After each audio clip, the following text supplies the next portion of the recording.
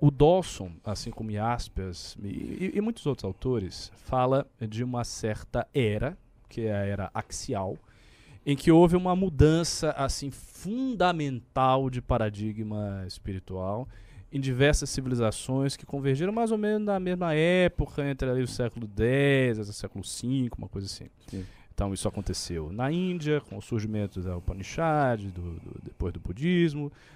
Aconteceu na Grécia, com o surgimento da filosofia, com os profetas hebraicos no contexto hebraico e por aí vai. E a partir disso houve uma mudança de modelo religioso, que é meio um modelo que vigora até hoje, porque se a gente for olhar as grandes civilizações que têm números de adeptos religiosos, são civilizações que derivam disso aí. Então o islamismo, o cristianismo, o budismo, o hinduísmo, Isso mesmo. Perfeito. os Isso judeus mesmo. e tal. Corretíssimo. Isso mesmo. Pois bem. Entretanto, nós temos a questão da modernidade recente, que em termos de longa duração histórica é uma coisa muito pequena, é um curtíssimo segmento de tempo. Que, ou seja, a gente pensa o processo de secularização ali por volta do Renascimento e vindo o Iluminismo para cá. Esse processo, a pergunta é, não estaria abalando a era axial de uma forma decisiva, de maneira que nós estaríamos aí às vésperas ou talvez na expectativa de um outro turning point? Grande pergunta. Assim. Essa era a pergunta que eu estava esperando que vocês fizessem. Porque essa pergunta realmente... O meu livro vai tratar dessa pergunta. É essa pergunta que eu... Analisando a obra de Dawson, certo? Trabalhando ele como meu esteio teórico e até normativo, porque eu faço um percurso, toda a historiografia, usando a obra dele como parâmetro.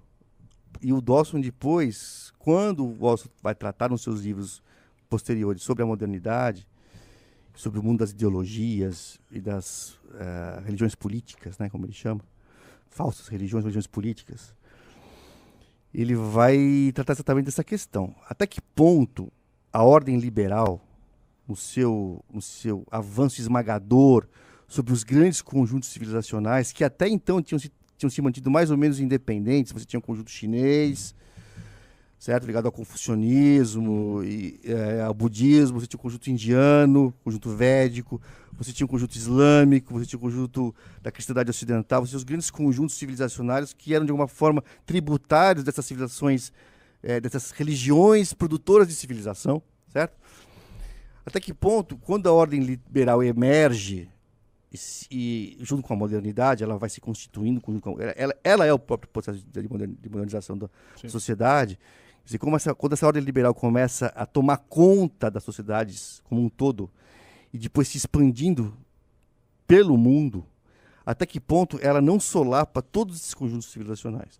Começando, claro, pela própria cristandade, que é o primeiro refém, certo? E depois se estendendo aos demais conjuntos e uniformizando a humanidade.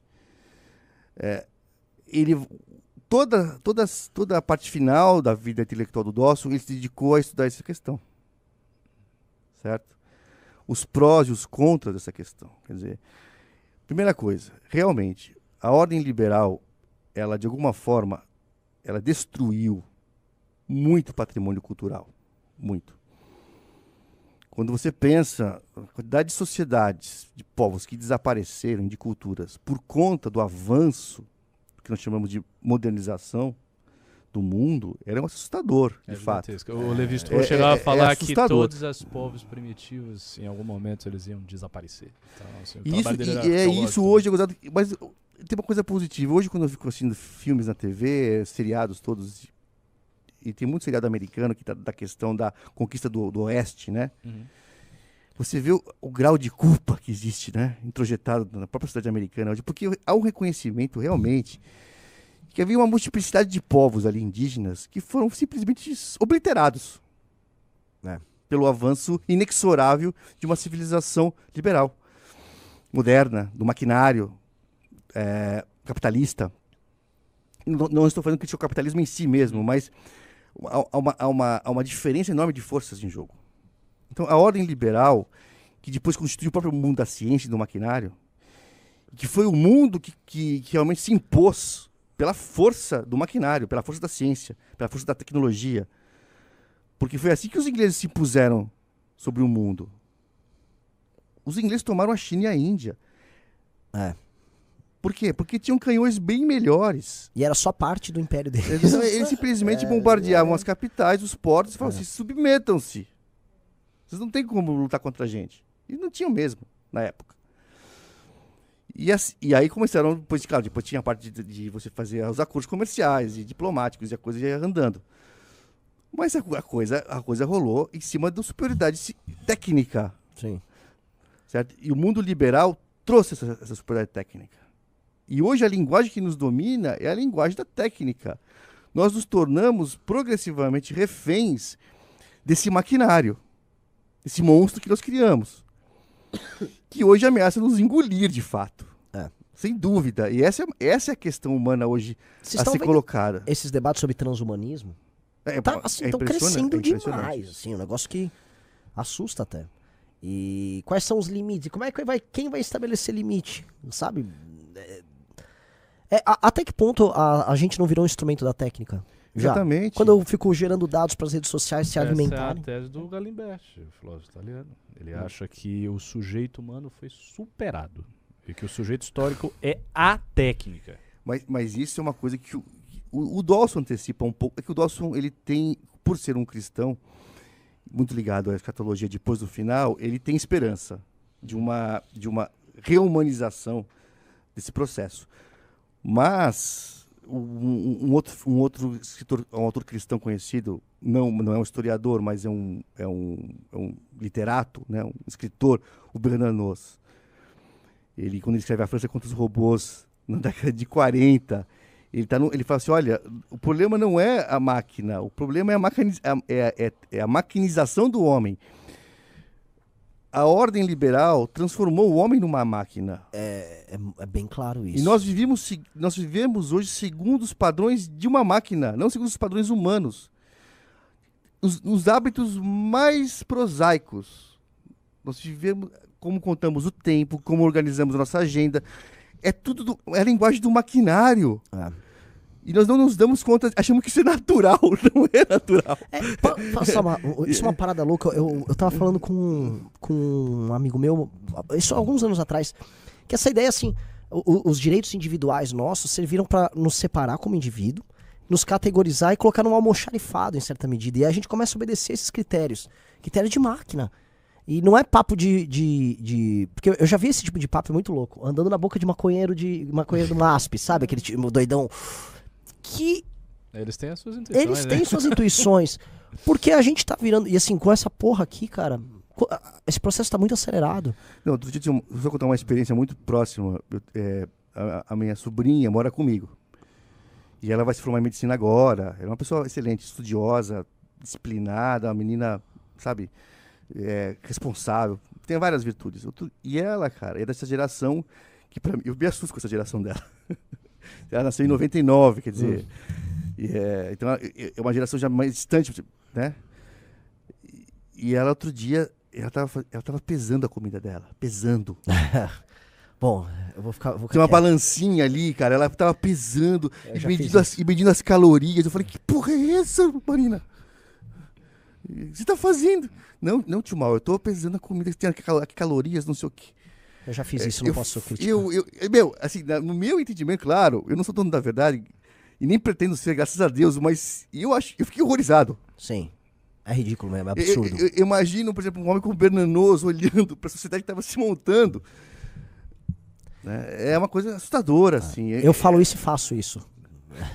Eu concordo, mas assim, se tem uma coisa que serve de desconto também, que eu cozinho muito bem, então eu mantenho a ritualística também. O alimento não é só O Arthur Duval, que tava aqui, o Mamãe Falei, a gente tem grandes disputas com ele, porque ele vê a comida, ele é bem nessa coisa, ele vê ela como uma ferramenta que ele encaixa aqui, tipo assim, me dá 50 gramas de proteína agora. Exatamente. É uma relação funcional. É totalmente funcional, isso é coisa de maquinário, poxa.